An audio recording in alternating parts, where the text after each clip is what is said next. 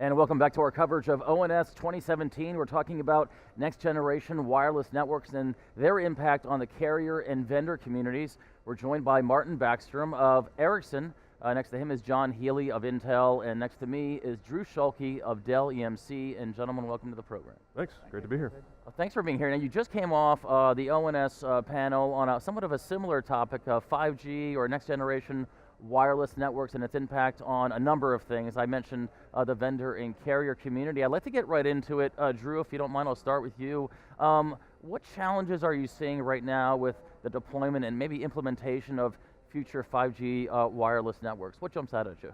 Yeah, I mean, from my perspective, let's kind of start with what I think is a key prerequisite of 5G, which is we need a completely virtualized network in order to make that successful. I mean, the ability to roll out new services in 5G just is not going to be there if we don't have this virtualized, highly flexible software-defined network behind it. And so to that end, if I were to kind of paint a picture of what I see the biggest challenges, it's that we're still in the early days of deployment of truly virtualized networks. And you understand problems at scale, and as we get more deployments out there at scale around the globe in multiple carriers, that's going to inevitably reveal some challenges that we need to go off and address. And so I think it's sort of a double-edged sword. It's good news and it's bad news in the sense of we know there's going to be problems, but ultimately as we kind of solve those at scale, it's going to make the deployment of 5G significantly more successful. From a technical perspective, I don't see anything on roadmaps, kind of this side of the radio, which is where I tend to play, that will cause any issues in terms of not having silicon with the right speeds or software with the right capabilities. I think we're set up successfully on the technology side, this side of the radio. It's really just going to be more, what do we learn at scale? Yeah, I think they're really good points. And I agree, I'm not sure there are so many technical impediments or challenges. There are challenges to overcome to enable the level of scale, the level of really, really low latency that's expected, the high performance, etc. But the communities and the industry are on a path to solving those from an engineering perspective. The implementation, the automation and orchestration, the ability to arrange for services deployments that are truly capable of interacting and pulling all of those resources together at scale is a challenge to be overcome before we'll truly see 5G realized in the way that it was promised to be. But we're also on a journey, as Drew said. We're on a journey. We really started with the virtualization of the network, the implementation of NFV, the orchestration that's implied by SDN, and now the passage towards 5G as this kind of end-to-end set of assets that deliver a whole new range of services. So I think of it more as stages on a journey than a set of individual challenges in and of themselves. 5G to me is basically two things. The first thing is this another incarnation of the mobile broadband factory, even more efficient, even better, lower latency, and all of those things. All of that is good, but it won't give the telecom business any growth. It is what we do beyond the mobile broadband that can give telecom a growth. And for those areas, I think what has been mentioned here on automation, internal efficiency in the operators, so that we in a more responsive way can answer the enterprises asking for different services from us is very important. Because today's pace, today's automation level is not enough for making the enterprises to really trust their vital business processes or parts of it to an operator. Yeah, I'd like to just build upon that a little bit. I gave a talk here early in the week on the economics of open networking, and there's an operating cost and a capital cost component to that, right? There's a lot of focus on the capital cost, and people talk about moving to commodity-based, compute and Ethernet as the fabric and the advantages there. Yes, there are advantages there, but on the operating side, really, if you look at the web scale players, where they've really achieved great economies of scale is in that level of automation. And we talked about a study back from 2013 where the average enterprise, you might be able to manage 30 to 50 servers for a typical admin, whereas Facebook was running 20,000. It wasn't that they had smarter or superhumans doing that, it was that they invested in a level of automation to go make that all possible. And I think it's a key point to kind of drive home a theme that we had also this week, the cooperation of enterprises and the carriers, which is, how do we make that easy for enterprises to consume what the carriers offer, right? And if there's not some automation behind it, it's going to be very, very difficult for that to be a good experience for them and make it very frictionless. The velocity in our industry has to go up.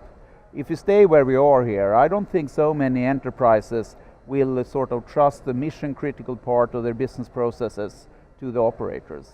And I think we have the technology means to do it, but it needs to be implemented, it needs to be used, and it needs to be adapted widely within the operators. Yeah. And I think it's not so easy in every operator to do this. It needs to be easy to consume also, because off-the-shelf consumption is preferred by a large majority of the world's 650 or so operators. Of course, we have fantastic tier 1 operators in the US, in China, in Europe, other places. But a lot of operators doesn't have the possibility to really cook their own sort of brew. They need easy to consume solutions, and I think the open source community needs to stand up to that challenge. Otherwise, the development will not happen at the pace that we need. And there's an interesting point within all of that as well, that the move toward this next gen, this 5G network, has a lot of collaboration, cultural, organizational components to it as well, to allow for the partnering between enterprises and carriers, between the multiple vendors that are expected to provide for the constituent parts that will enable a new service to be deployed. There's a change in the way the market can be fulfilled and how that whole supply chain can operate, which we could regard that as being at least a challenge or an area to be redressed and resolved, to Martin's point, to increase pace of consumption, but also to ease consumption so that those who don't have resources in-house to do a lot of that work for themselves need more than just tools to operate. They need mechanisms by which they can consume the technology and have access to it in ways that are appropriate to what they're trying to deliver. I think one thing I've noticed just being at an open source event like ONS is that it's very much application focused, talking about AR, VR, industrial, biotech, really interesting topics about how to apply the network for these end use cases. Yeah. I guess what's the ratio? We used to talk more about the layers in the stack and the network itself, and now we're talking about the applications. Is it now 50-50, 60-40? I mean, can you put a number to it? I'm not sure I'd put a number to it, but I think it's an evolution in the way the industry thinks, and then what 5G has provided is more a revolution as to how you can go and fulfill it. And I say that for very deliberate reasons. We can think about how networks evolved in the past. The use case actually was the defining entity, but it was a pretty straightforward, largely contained use case. Voice, mobile voice, data, mobile data, connectivity. That was the use case. What people used it for after the fact was something that was sort of contained by the end customer. But the implementation, the technology innovation, the standardization was all about enabling that usage to be conveyed or to be supported. Voice or mobile voice, data, mobile data. Now we're moving to a point where the technology has evolved to the point where there is sufficient level of configurability and scale and granularity and automation, yes, coming too, that allows for much more use case granularity and use case centricity around how the network's going to support it. So I think we're seeing a great harmonizing between the use cases for which the network will support and the network's evolution and the technology that's underpinning it, and the two are now becoming much more coexistent in terms of how they're moving forward together. Great example, we think about some of the open source community work, they narrowed in very quickly from an NFV perspective on POCs, bringing together multiple vendors to work on a use case to help to understand what are the underlying impediments in the technology that need to evolve, but as importantly, what does the implementation need to be successful? So this marriage of the two, I think it's a path that we're on. Now, are we 50-50? I would hope that we're actually heavily leveraging or heavily biased towards the use case now, so that the technology that's invested in is really, has a consumption path because it's solving for a customer's problem at the end of the day. But it's also important to remember that operators do have fantastic assets for things like augmented reality. All the different central offices, data centers, and base station sites are important elements in removing that latency, which is so important to really make it interesting to consume these kind of games and so on that is around. I think Tamagotchi and others have shown us that the public interest is there for those kind of entertainment services. Those assets no other provider has. The only challenge, I think, for the operator is, again, easy to consume. The operators are per country, but Tamagotchi and other games like that is global.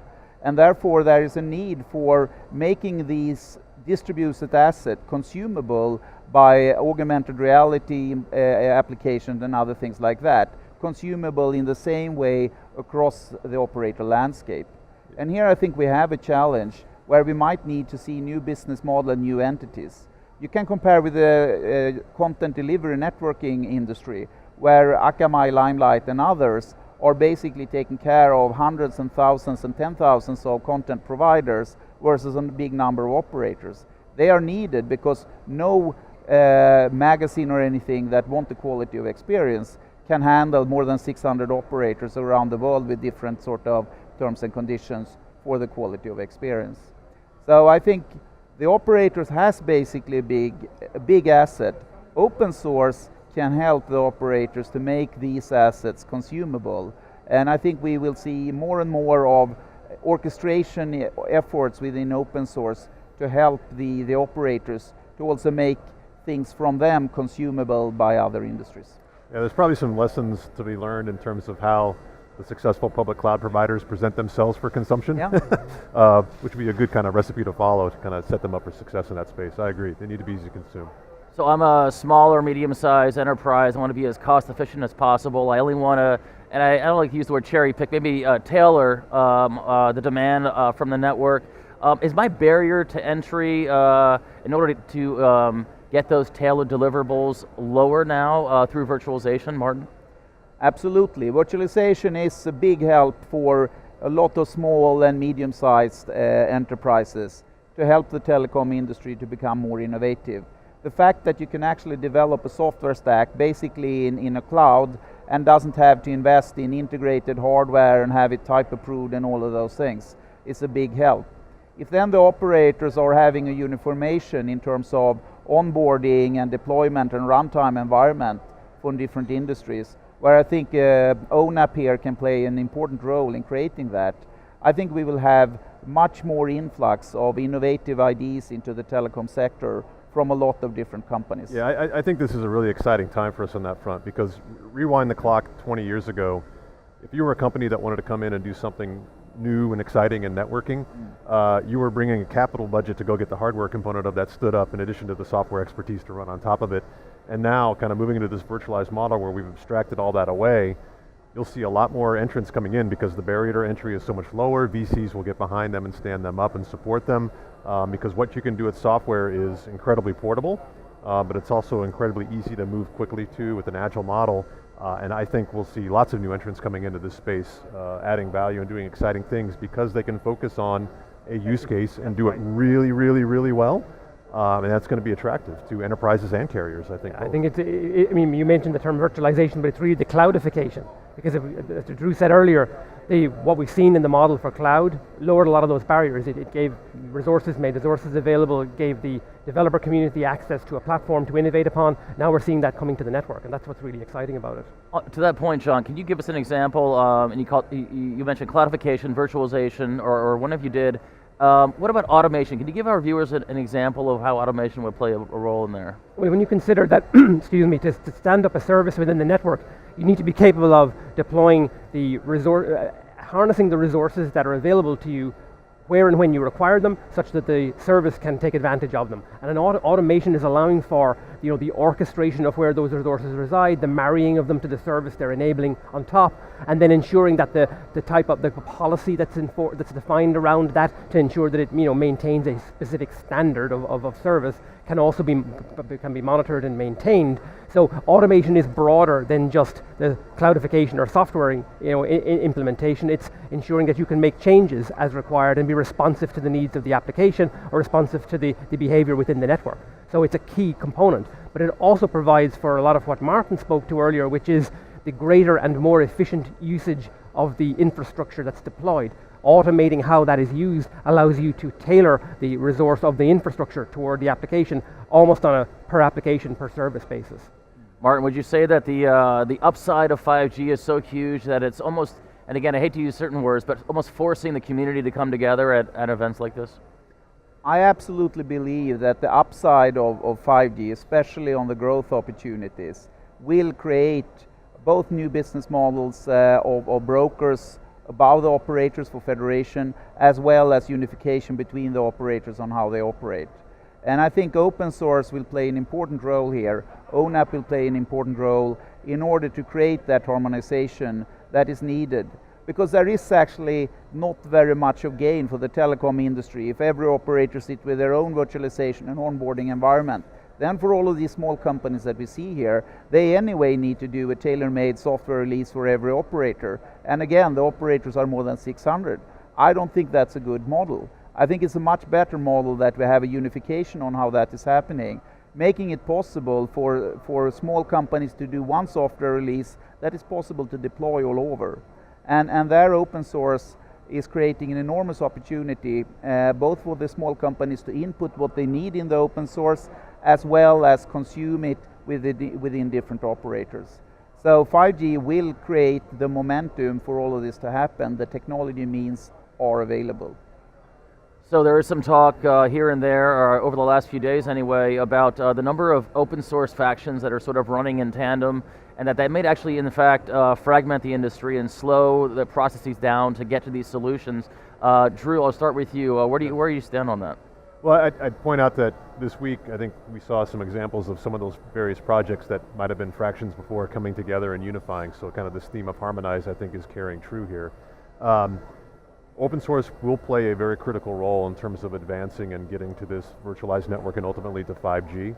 At the same time though, I'll point out an observation, which is the skill sets to make open source successful vary around the globe. And in larger geographies where you have larger carriers with more resources, they can throw more people at those open source projects, integrating them together into a highly orchestrated, service-friendly stack. Moving into maybe some of the tier 2 and tier 3 carriers where the resources pools aren't as great, they're going to be much more reliant upon commercial off-the-shelf software to make this stuff stand up, simply because they don't have the people capable of supporting it. So I think it's something that the open source community, as we get more into production and advanced, is going to have to come to grips with, how do we make it available to the masses? How do we make it available to some of the smaller carriers who may not have as many resources to go make it possible? Yeah, I think that's a really well made point. I mean, and as Drew said, the theme here this week is harmonizing. And we are seeing some projects coming together, and I think that's good. For the industry to truly progress at the pace that it needs to and has the opportunity to, we'll need to see more kind of convergence and divergence. It bifurcates the developer communities, it creates for the potential for schemes that are not entirely interoperable, and therefore you create more overhead for the developers both of the applications but also those trying to bring the entire system together, because you have too many interfaces to manage and too many different schemes and models to try to cope with. So I think harmonizing and bringing them together and ensuring that there's a consistency around that approach is a must to do for the industry, and we're on a path, I think, in some respects to get there.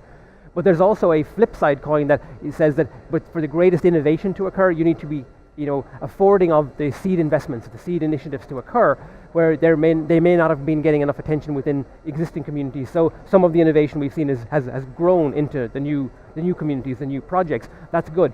But efforts like ONAP, I think, have tremendous potential now to become a center of gravity for a lot of the effort and facilitate the innovation to occur. And then the other point I completely agree with is, how then does this get consumed?